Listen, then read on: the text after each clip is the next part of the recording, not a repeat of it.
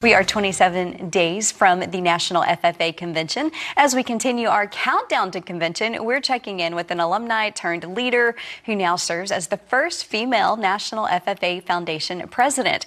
Welcome back to the program, Molly Ball. Thanks so much for joining us this morning. Give us a little bit of background on your time, not only in FFA, but in agriculture overall. Yeah, well, I'm originally from Michigan, and so I was an FFA in Vicksburg, Michigan, and all through my high school career, and then came to work for National FFA in 1998 when we moved to Indianapolis.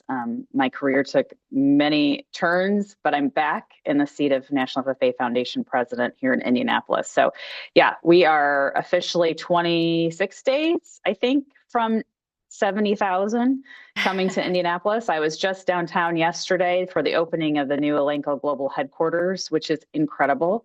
And the skyline down there is gorgeous. Lucas Oil Stadium looks extremely inviting for us to gather in downtown Indy. Beautiful. It's going to be a special year for it, for sure. You're also featured on this week's Dirt Diaries podcast. Tell us a little bit about what we could expect. Yeah, well, I had a great time with my friend Kirby. I think growing up as a farmer's daughter, for those that have been raised on a farm, it's incredible to tell your story, especially about, how you were raised in a very small community. And FFA has certainly been the impetus for my trajectory and back to National FFA. But it was a lot of fun. It was a lot of fun. Her questions about just life in general, being a mom, having kids in a variety of ages, and also, leading the foundation. This is going to be, I don't want to announce the number yet, but this is probably going to be one of our most successful fundraising years yet. And we understand that our partners are, it's a very challenging time right now, but our alumni and supporters out there have really also stepped up to help support us as we think about the future of our members in the campaign across the United States. For sure. I think it's going to be a special treat for people to get to know more about kind of this other side of you. What do you hope listeners take away from hearing more about your story?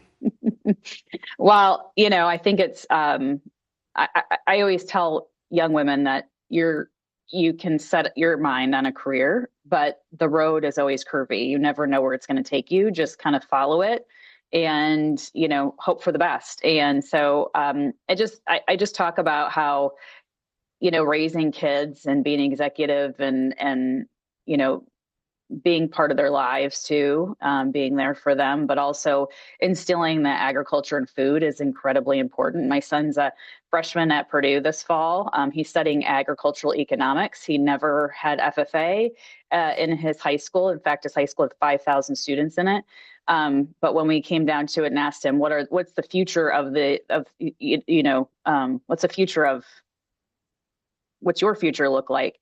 And it's food and infrastructure, and what better place to go is Purdue University. And so he was very excited to pursue Purdue AgriCon, and he's now in the Agribusiness Club. So anyway, you don't have to just be an FFA in agricultural education to pursue something that you have passion for, and that's feeding people in the world. Absolutely. Well, the 98th National Convention Expo is just around the corner. We're inside a month. What are you most looking forward to, and how are you personally preparing for this big week? Yeah, so I always say, everything can go right and can go wrong when you bring 70,000 people together, and people will ask me, was it a successful convention?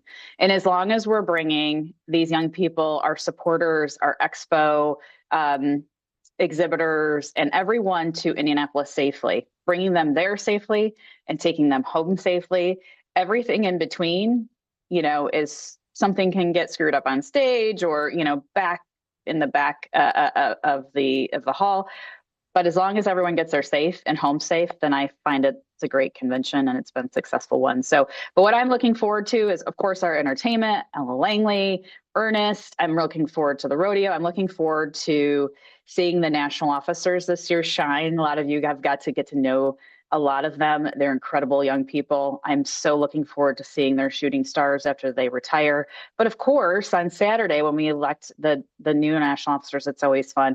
And we also have a record-breaking number of American degree students that will be going across stage this year. 5,000 students have received their American degree. So the highest degree any FFA member can receive.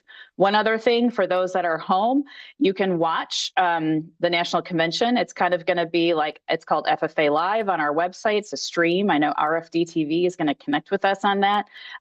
Think about it as the Olympics, where you see the live shots of the arena, but then you can hear the stories about FFA members that are coming to convention or receiving awards throughout the segment. So it's going to be really exciting. New format. We're super excited about it. Go to FFA.org, FFA.org, and the live stream will be on there once convention starts, and also catch it on RFD-TV to see the students shine. Amazing. You can literally watch the future of ag live from home. So that's pretty awesome. And what a lineup. Ella Langley and Ernest. It's going to be amazing. Well, thank you so much. National FFA Foundation President Molly Ball, we appreciate you joining us.